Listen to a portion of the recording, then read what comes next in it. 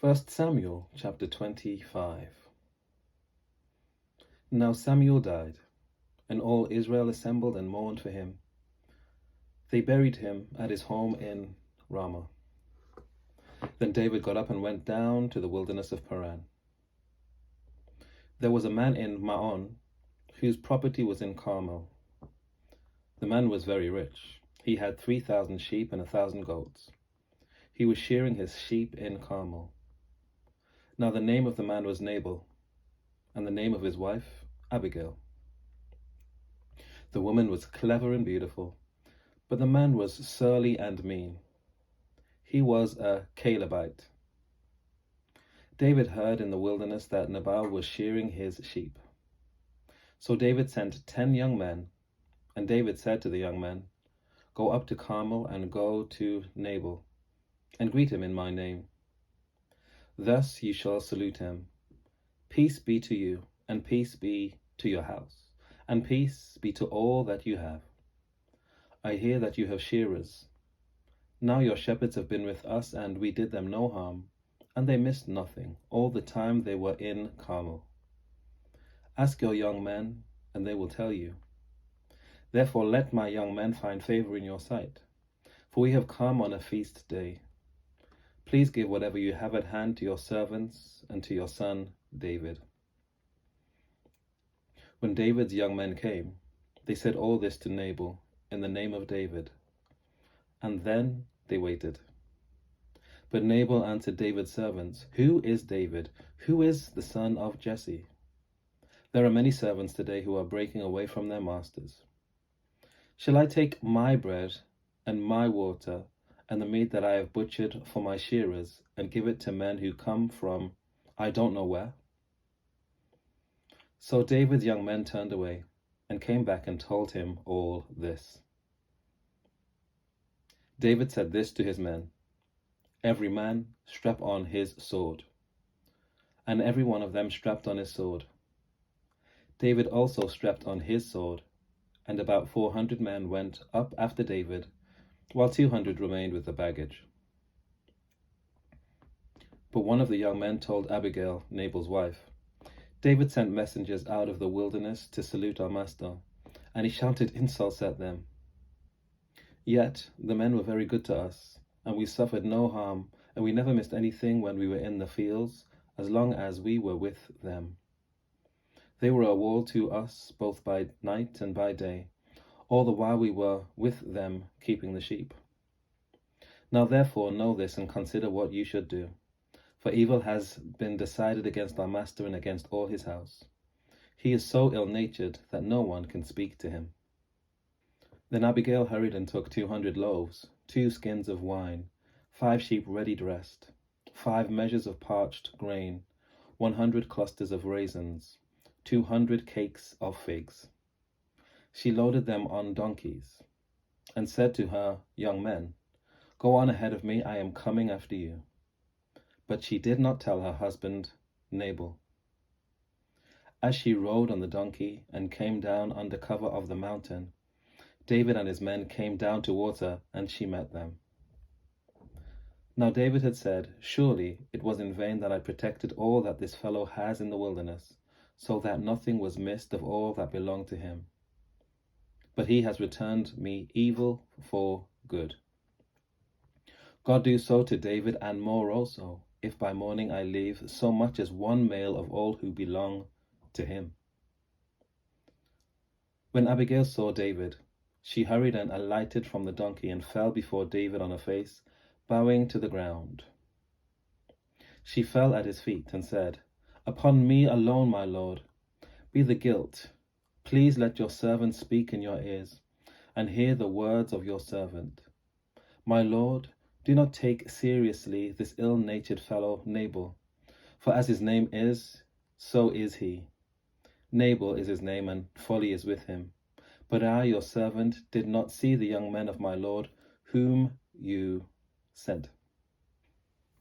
Now then, my lord, as the Lord lives, and since you yourself live, since the Lord has restrained you from blood guilt and from taking vengeance with your own hand, now let your enemies and those who seek to do evil to my lord be like Nabal.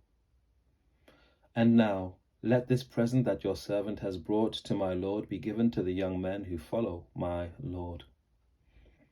Please forgive the trespass of your servant, for the Lord will certainly make my lord a sure house, because my lord is fighting the battles of the Lord.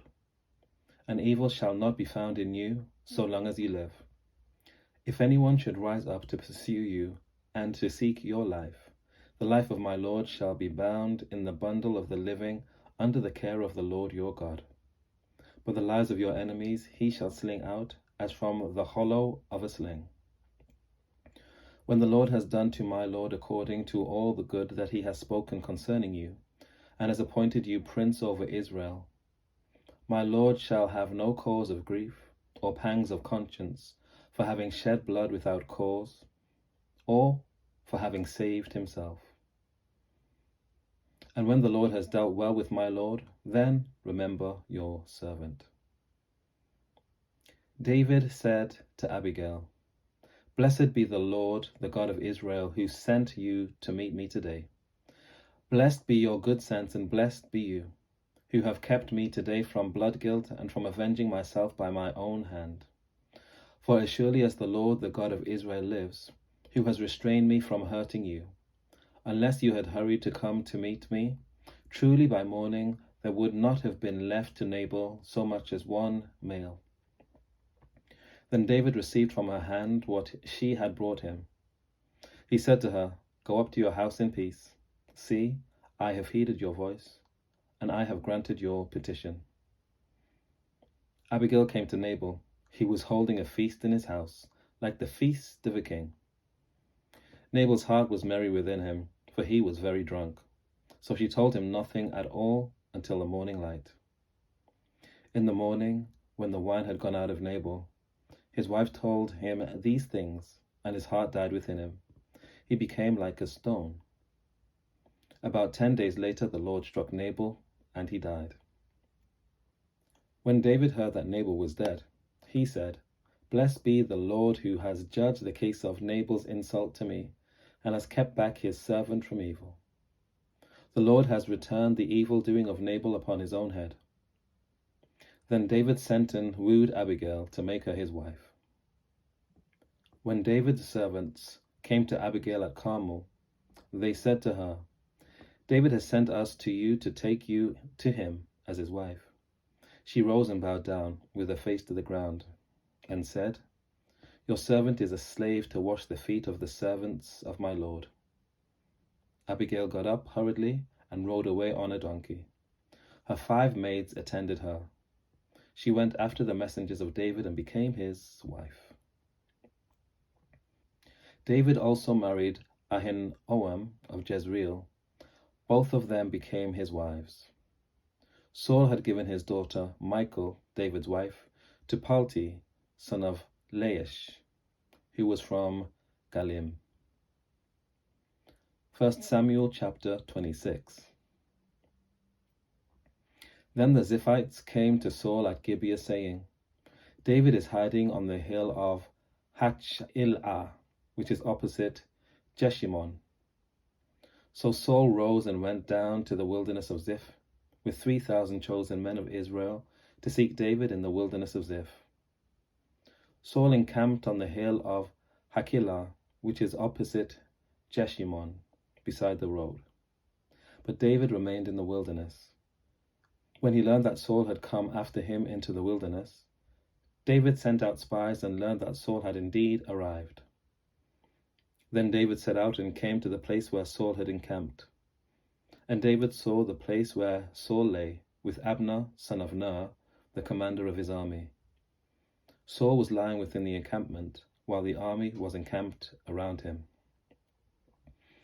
Then David said to Ahimelech the Hittite, and to Joab's brother Abishai, son of Zeruiah, Who will go down with me into the camp of Saul? Abishai said, I will go down with you. So David and Abishai went to the army by night.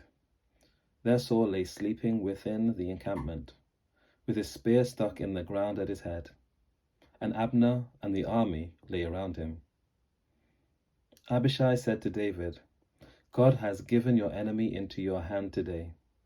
Now therefore let me pin him to the ground with one stroke of the spear. I will not strike him twice.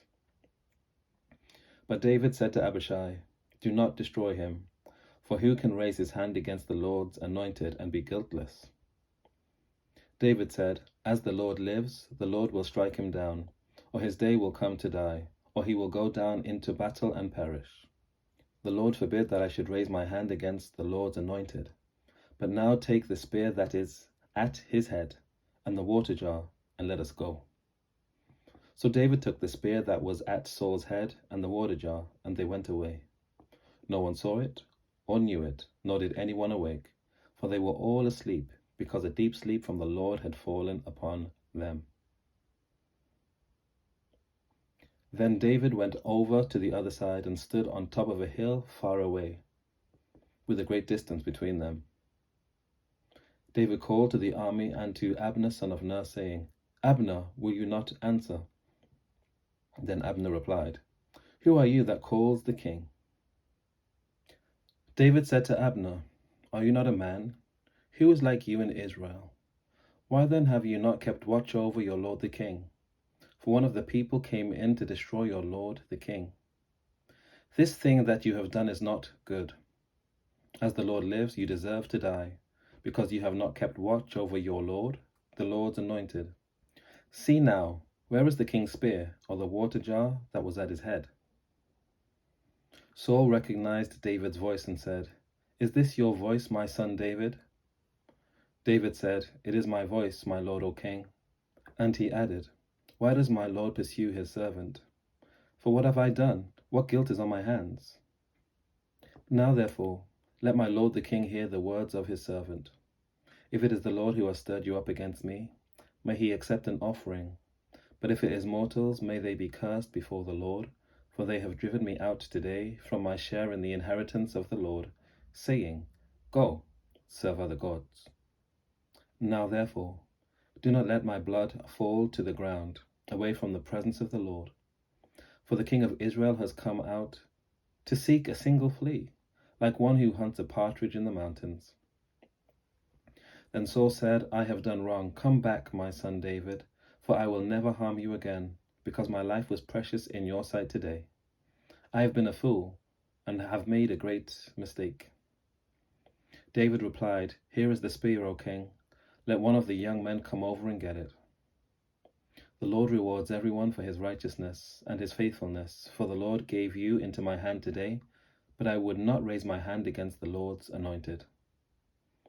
As your life was precious today in my sight, so may my life be precious in the sight of the Lord, and may he rescue me from all tribulation. Then Saul said to David, Blessed be you, my son David. You will do many things and will succeed in them. So David went his way, and Saul returned to his place. 1 Samuel chapter 27. David said in his heart, I shall now perish one day by the hand of Saul. There is nothing better for me than to escape to the land of the Philistines. Then Saul will despair of seeking me any longer within the borders of Israel, and I shall escape out of his hand. So David set out and went over, he and the 600 men who were with him, to King Achish of Maoch of Gath. David stayed with Achish at Gath, he and his troops, every man with his household, and David with his 2 wives, Ahoim of Jezreel and Abigail of Carmel, Nabal's widow. When Saul was told that David had fled to Gath, he no longer sought for him. Then David said to Achish, If I have found favor in your sight, let a place be given me in one of the country towns, so that I may live there. For why should your servant live in the royal city with you? So that day Achish gave him Ziklag. Therefore Ziklag belonged to the kings of Judah to this day. The length of time that David lived in the country of the Philistines was 1 year and 4 months. Now David and his men went up and made raids on the Jeshurites, the Girzites, and the Amalekites, for these were the landed settlements from Telman on the way to Shur and on to the land of Egypt. David struck the land, leaving neither man nor woman alive, but took away the sheep, the oxen, the donkeys, the camels, and the clothing, and came back to Achish. When Achish asked, "Against whom have you made a raid today?" David would say, "Against the Negeb of Judah, or against the Negeb of the Jeharameelites, or against the Negev of the Kenites." David left neither man nor woman alive to be brought back to Gath, thinking, "They might tell about us and say, 'David has done so and so.'" Such was his practice all the time he lived in the country of the Philistines. Achish trusted David, thinking, "He has made himself utterly abhorrent to his people Israel. Therefore he shall always be my servant." Take care. God bless. I'll see you next time.